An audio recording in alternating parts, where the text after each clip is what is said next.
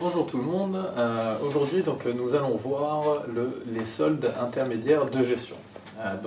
Les soldes intermédiaires de gestion ils se dressent simplement comme un tableau, d'accord.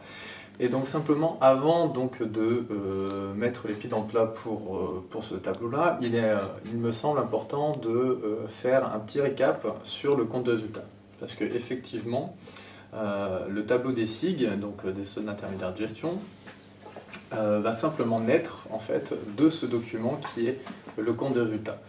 Et pourquoi on met en œuvre ce tableau-là? C'est simplement parce qu'il met en évidence de façon plus détaillée des résultats que l'on retrouve dans le compte de résultat.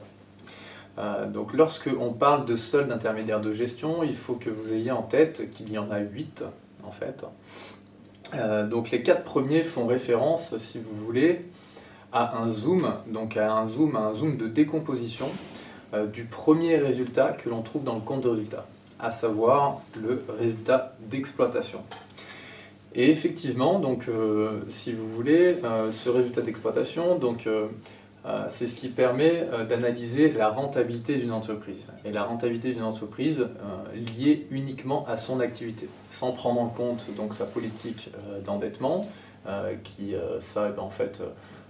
sera imagée par le résultat financier, et sans prendre en compte des événements exceptionnels qui n'ont pas de lien direct avec l'activité et donc qui sont, eux, classés dans le résultat exceptionnel.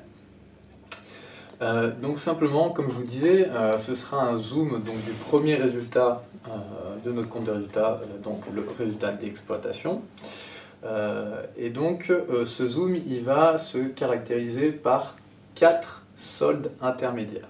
Donc c'est pour ça qu'on appelle ça en fait des soldes intermédiaires de gestion. Ayez en tête qu'un solde intermédiaire est en fait un résultat. Et donc il en existe 8.